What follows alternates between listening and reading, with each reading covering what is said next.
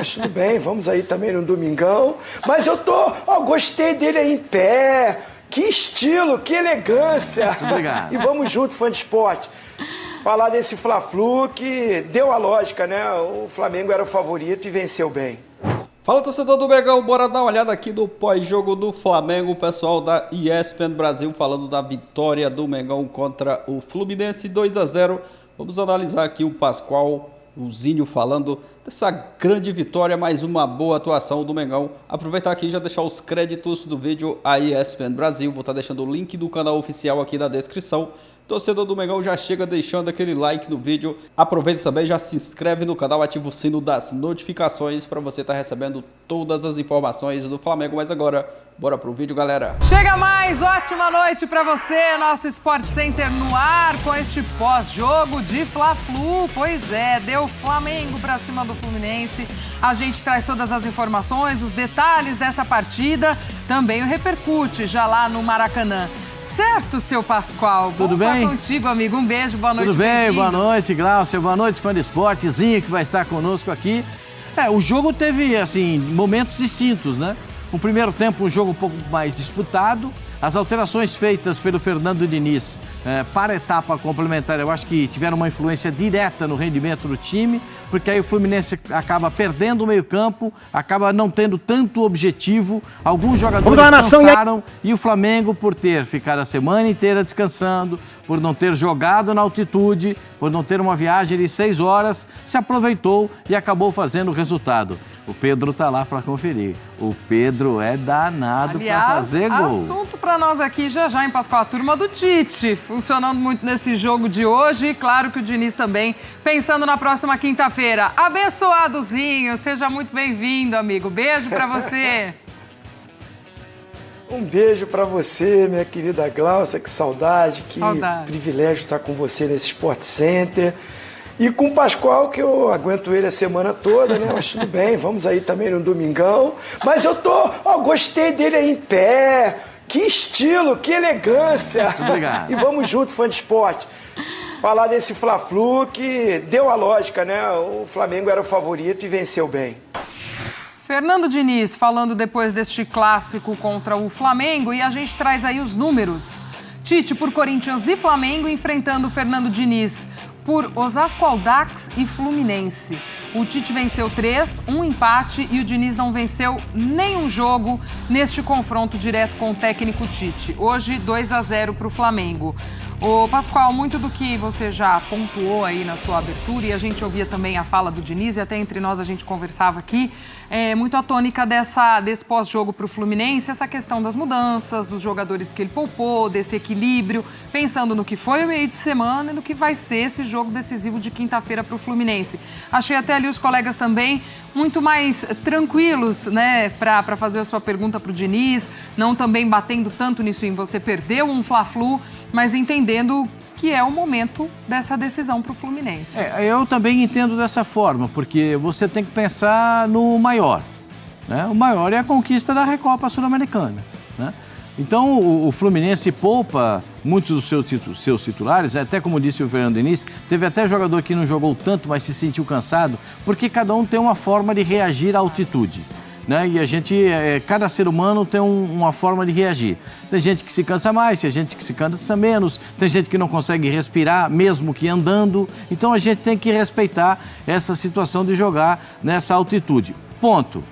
Agora a gente tem que ver também que o Diniz, nessa entrevista, me pareceu absolutamente consciente, né? Tranquilo. Porque o que ele desenhou do primeiro para o segundo tempo foi exatamente o que aconteceu. E até entendeu que a arbitragem foi boa, né? Que isso já demonstra pelo menos um bom sinal, né? Porque todo mundo sai reclamando da arbitragem no futebol brasileiro e o Diniz entendeu que a arbitragem foi boa. A superioridade do time do Flamengo me pareceu, no segundo tempo, assim, notória. Não dá para você negar a superioridade do time do Flamengo. Teve um bom momento com a marcação de um gol anulado no primeiro tempo, né? O gol do Thiago estava em posição de impedimento. E aí depois o Pedro tenta aquela bicicleta na área e acaba perdendo também um bom momento. O Luiz Araújo fura depois daquele lance e acaba perdendo aquele bom momento. Foram os melhores momentos do primeiro tempo.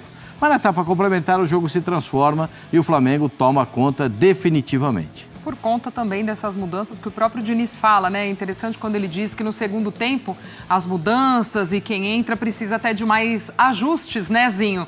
Mas é o que ele precisava fazer para esse equilíbrio, para esse jogo de quinta-feira, que fica muito claro que é o principal objetivo do Fluminense. Não, sem dúvida. Eu entendo todas as explicações dadas, né? Aí os comentários. Só que essas mexidas, claro, os atletas pediram para sair, não foi opção tática dele, mas ele faz uma mudança tática no time, né? Porque acaba que, tirando os dois zagueiros, no caso o Marlon e o Thiago Santos, que já é um volante improvisado de zagueiro, ele recua o André para ser zagueiro e joga o Martinelli para ser um lateral direito. Começa um pouquinho com o Alexandre, mas vê que canhoto ficou muito torto.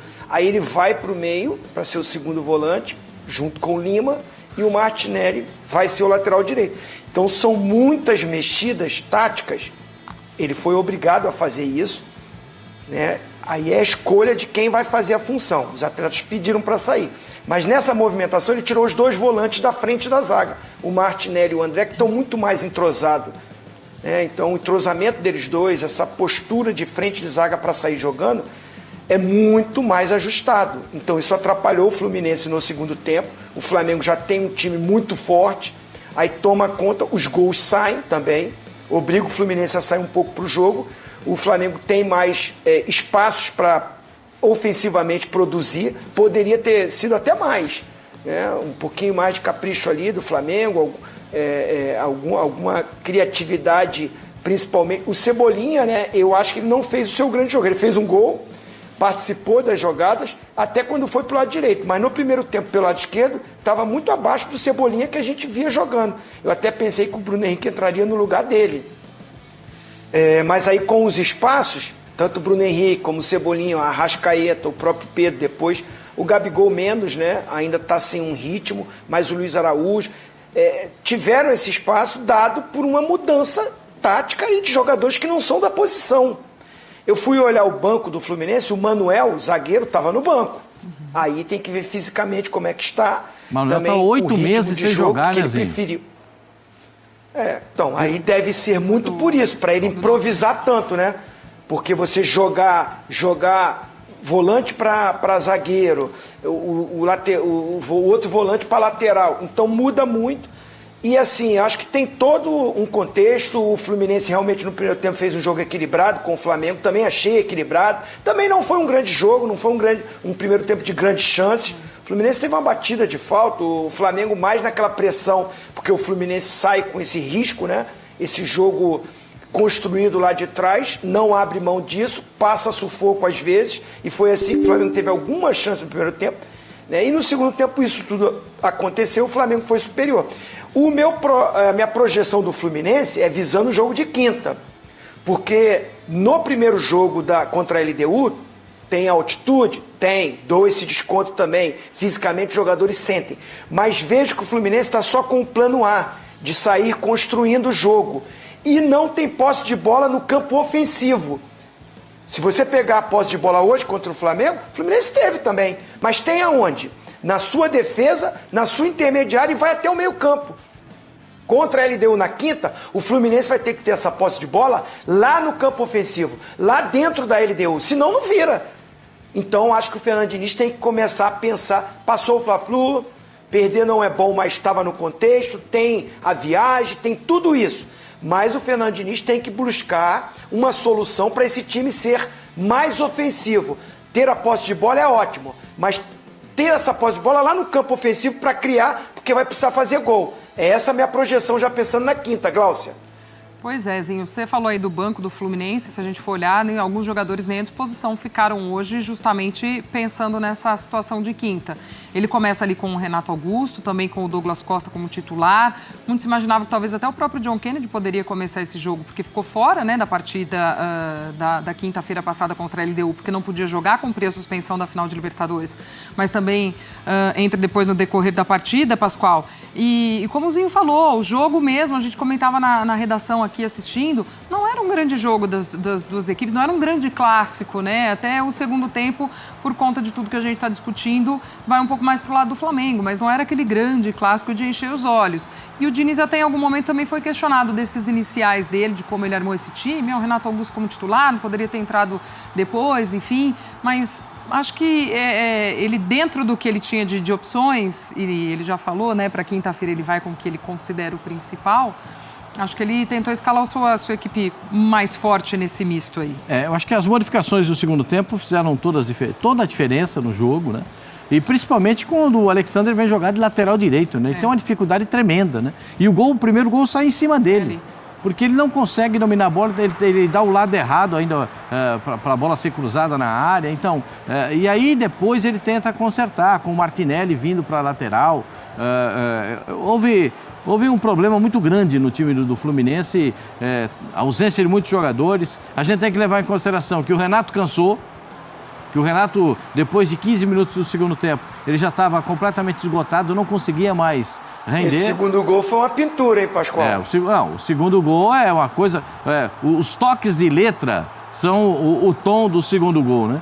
Porque a bola vem do De La Cruz, vai passar no Arrascaeta, ela vai no Arrascaeta, do De La Cruz, no Arrascaeta, no Pedro, 2 toques de calcanhar e a conclusão do Cebolinha, que o goleiro Fábio não consegue fazer a defesa. O segundo gol é gol de almanaque, é gol para você guardar, é bonito fazer gol, um jogo bem trabalhado, uma jogada que sai muito bem entabulada entre os jogadores, né?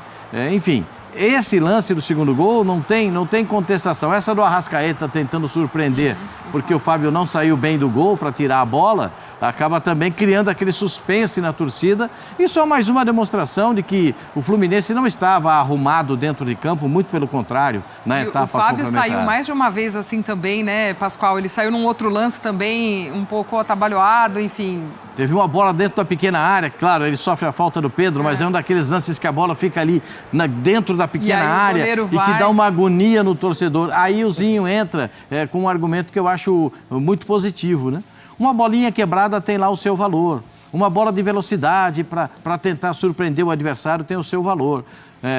Eu sei que hoje não era possível, dentro de algumas circunstâncias, o Douglas Costa já não é mais aquele jogador que tem aquela velocidade absurda, mas ele é um jogador bem e bom tecnicamente, que pode segurar uma bola, pode dar condição de ataque, né? A bola tocada sempre para o alto no cano é uma bola que facilita demais a vida dos zagueiros do Flamengo. Hoje os zagueiros do Flamengo jogaram de terno, eles não sujaram a roupa. Por quê? Porque a bola vinha no alto, eles tiravam a bola. O Cano não é um jogador que tem essa estatura toda, favorecia muito mais a defesa do Flamengo. O Flamengo foi superior, mereceu a vitória, jogou para ganhar a partida. A gente pode ter alguns argumentos de alguns jogadores que não jogaram como a gente imaginava, mas é uma situação que você tem que analisar. Hoje, o Flamengo, mesmo não jogando um futebol brilhante o tempo todo, foi melhor do que o Fluminense e mereceu o resultado. Isso é uma realidade, é um ponto que não precisa nem ser discutido. As discussões partem de algumas situações. Primeiro, a volta do Fluminense para o segundo tempo, né? Com um canhoto na lateral direita. É uma grande dificuldade. Que o Alexander não conseguia se posicionar para dominar a bola. E quando ele atacava, ele levava a bola por dentro e favorecia a marcação do time do Flamengo. Sempre tinha alguém para roubar a bola dele. Enfim, são coisas que aconteceram no jogo, mas que também o Fernando Diniz botou o que ele tinha para... o Manuel estava... O Zinho falou do Manuel. 8 meses. O Manuel teve um caso de doping. Sim. Que ele foi pego no doping, mas ele não teve culpa. Né? Porque ele tomou um remédio indicado, manipulado e ele não teve culpa.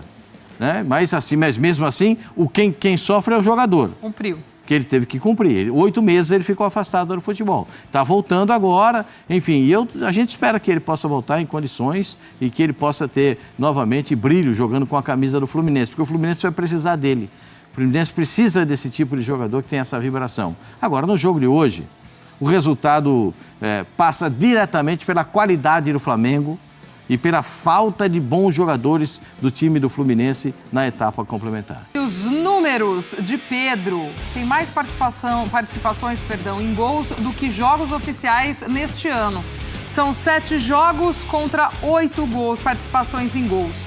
7 gols e uma assistência. Os números do atacante do Flamengo, Zinho, que vive grande momento, a gente já também vai falar do Cebolinha, muitos desses caras que com o Tite também têm mostrado o seu melhor futebol. E o Pedro faz gol, mais uma vez, depois de um jogo em que saiu vaiado, e ele tá fazendo a parte dele, Zinho. Mais um grande momento do Pedro aí com a camisa do Flamengo.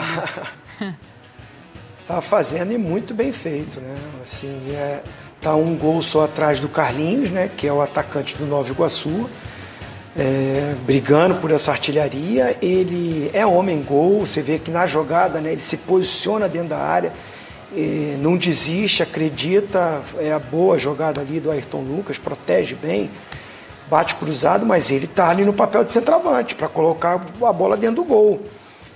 Nesse sistema de jogo do Tite, ele encaixa melhor até do que o Gabigol. O Gabigol é um centroavante de movimentação, de sair mais, de cair nos lados do campo, né? Até faz uma dupla muito boa, né? E sempre foi assim com o Bruno Henrique, vitoriosos e títulos e mais títulos históricos, porque se completam. Já o Pedro precisa desse sistema de jogo. Jogou o Luiz Araújo aberto de um lado e o Cebolinha do outro. Aí depois o Cebolinha foi para o lado direito e o Bruno Henrique entrou pelo lado esquerdo como um ponta pelo lado também. Então ele fica com essas opções de laterais chegando. Aí tem 2 meias, né? Porque o De La Cruz joga hoje ali na faixa que é o Gerson, mas é um meia também, com a bola sai para criar jogadas com o Arrascaeta. Tem companheiros que o alimentam, mas ele faz a parte dele e está fazendo muito bem. Glaucia. Boa, a gente já vai falar até um pouco mais dessas opções de ataque do Tite, esses caras que têm funcionado muito com o treinador, mas a gente vai ouvi-lo agora no Sport Center. Na vida, no esporte, em tudo, o equilíbrio as pessoas acham que é fácil, é muito difícil. Inclusive porque tem diferentes jogos, né, do mesmo jogo. O primeiro tempo é equilibrado, o segundo a gente teve uma supremacia muito grande e fez merecedor do placar. E quando eu falo de equilíbrio, é uma equipe que faz mais de 2 gols por jogo. E ela é consistente defensivamente. Ela não é boa porque defende e ela não é boa porque ataca. Ela é boa porque ela é equilibrada. E o gramado hoje estava muito bom. Muito bom. A gente teve uma reunião também com o pessoal da Greenleaf, que faz aqui o cuidado do gramado, e eles estão fazendo um trabalho muito importante para a gente, não só para esse jogo, mas para a sequência da temporada. Eu não sei, aí entra Douglas Costas e Renato, 2 jogadores que estavam comigo na seleção. Estão com um nível muito alto, então a qualidade do espetáculo muito alto. John Kennedy, muito alto. Então tem, por parte das 2 equipes, um nível técnico, e que quem vem daqui a pouco não é flamenguista ou não é torcedor do Fluminense, olha o jogo e olha um espetáculo bom, um espetáculo de qualidade. Isso é importante. Aí a pergunta é tática, eu vou ter que responder de forma tática. O que nós procuramos fazer quando a bola entrava no Rossi e subia a pressão do adversário? Ele só... Não vai falar muita coisa. Tem mais jogo contra eles no ano. A gente estuda o adversário e procura sempre o adversário que a gente for encontrar pontos que a gente possa explorar. Todos os atletas do Flamengo estão disponíveis para a seleção brasileira. Eu não dou o direito absolutamente nenhum, enquanto técnico, de restringir. Sabe por quê? Porque é uma forma de ascensão profissional, de valorização, de objetivos, de crescimento. Eu não tenho absolutamente esse direito. Que faça a escolha que deva escolher de uma forma mais justa. Eu me expressei mal e tomei pau pra caramba, e justo, porque eu me expressei mal. Quando eu quis falar que o Campeonato Carioca ele era mais difícil, era do momento dos 4 grandes em relação a São Paulo, não no contexto todo. Eu repito isso, e quem me criticou estava absolutamente, porque eu não me expressei. Mas me expressei sim em relação aos 4 grandes. Por quê? Porque Flamengo com grande poderio. Botafogo, que teve na iminência do título e mantendo toda uma estrutura. Fluminense, campeão da Libertadores. E Vasco em ascensão. E no comparativo com aquele momento dos 4 grandes de São Paulo, é mais difícil. Mas também, há algum tempo atrás, Quando o Nova Iguaçu começou a fazer uma série de pontos, nós fizemos eu digo, atenção, gente, nós temos que pontuar, que crescer muito na tabela, porque tem uma equipe aqui que ela está botando pressão. E que daqui a pouco algum grande vai sobrar. Então a gente entender esses processos, entender também o tamanho da camisa do Flamengo para um lateral com história, a história que tem o Flamengo com grandes laterais. E aí um pouquinho de paciência, essa construção, tenho certeza que quem a gente tem vai dar conta do recado, está dando conta e vai continuar dando também, tanto defensivamente quanto ofensivamente. Tite e Matheus também falando em entrevista coletiva neste pós-jogo, e a gente já vem na sequência com os números do Cebolinha pelo Flamengo antes e depois do Tite. É importante esse recorte, principalmente para esse cara aí, Pascoal. Antes do Tite, em 83 jogos, foi titular em 46%, 7 gols e 13 assistências. Depois do Tite, em 20 jogos, 75% como titular, 5 gols e 3 assistências. Marcou nessa vitória sobre o Fluminense. A gente viu o Tite falando ali, perguntado sobre seleção brasileira, que nessa semana já tem a primeira convocação do Dorival Júnior. E Tite, que já esteve naquele lugar, sabe o quanto é difícil quando os clubes também seguram os seus atletas para o treinador da seleção. E esse Cebolinha, que o Tite potencializa muito, também viveu o seu grande momento de carreira em seleção brasileira com esse treinador. Então, a gente entende muito do que é o Cebolinha com o Tite, por que dessa titularidade. O Zinho muito bem pontuou as opções que o Flamengo tem para esse ataque. A gente também falava ali durante o jogo, poxa, substituição entre um Bruno Henrique. O Flamengo tem o luxo de deixar um Bruno Henrique no banco, mas um cara que tem muita confiança do treinador e responde. E quando foi substituído o Luiz Araújo, ele passou para o lado direito. E ele produziu até mais do que vinha produzindo pelo lado esquerdo. Eu não sei, na minha opinião, o Cebolinha não fez um grande jogo hoje. Não fez um jogo modelo Cebolinha. Aquele Cebolinha que jogou pela seleção brasileira, na Copa América, e que foi brilhante com a seleção do Brasil. Quando o Brasil perdeu o Neymar naquela Copa América, quem fluiu, quem apareceu foi o Cebolinha. Né? Quem deu o tom da liderança até do time foi o Cebolinha, que conduziu o time brasileiro naquela oportunidade. Agora, hoje ele não fez um primeiro tempo brilhante. Mas o segundo tempo dele, quando ele passou para o lado direito com a entrada do Bruno Henrique pela esquerda, como o Flamengo joga com 2 pontas para abrir o jogo, para levar o jogo para a profundidade e a bola cruzada na área, porque tem um especialista em bolas cruzadas, tanto no cabeceio quanto na finalização, que é o caso do Pedro, ele acaba aparecendo e ele faz um belíssimo gol, né? Uma jogada, o Pedro é que dá o último toque de calcanhar, que vale como assistência, para sair o gol do Cebolinha. Mas o Cebolinha cresce muito com o Tite, evolui muito com o Tite, porque o Tite gosta do ímpeto, de pegar a bola, partir para cima do adversário e criar o espaço quando ele faz o drible. Quando ele dá o drible, ele cria um espaço ou para ele concluir a jogada ou ver a penetração de um companheiro para fazer o passe. O Cebolinha é bom jogador, o Luiz Araújo é bom jogador, o Pedro é ótimo jogador, o Gabigol é ótimo jogador, o Bruno Henrique é espetacular jogador. Ele já tem, o Bruno Henrique e o Gabigol têm uma trajetória já marcada com a camisa do Flamengo. E o Cebolinha está conquistando isso junto ao torcedor do Flamengo. Retomando isso, né? Porque já teve momentos de baixa também dentro. E é bom que ele retome isso, com essa simpatia, com esse sorriso do torcedor, porque ele tem feito a diferença também quando entra jogando com a camisa do Flamengo.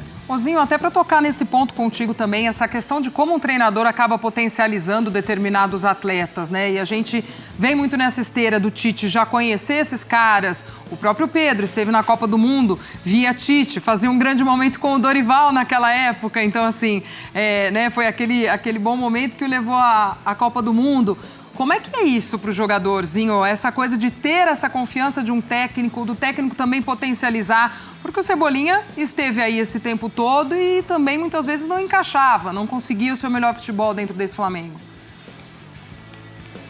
É o momento, né? É a oportunidade que aparece e a confiança que o treinador dá para o atleta. Bom jogador, a gente sempre viu, sempre achou que o Cebolinha é, como todos esses citados pelo Pascoal. Especificamente estamos falando dos atletas do Flamengo. E quando a gente está elogiando aqui o Pedro e o Cebolinha, não quer dizer que o Bruno Henrique está mal, que o Gabigol está mal. Eles não estão tendo uma sequência, então não vão aparecer da mesma forma como era antigamente. O titular eram os dois e não davam brecha.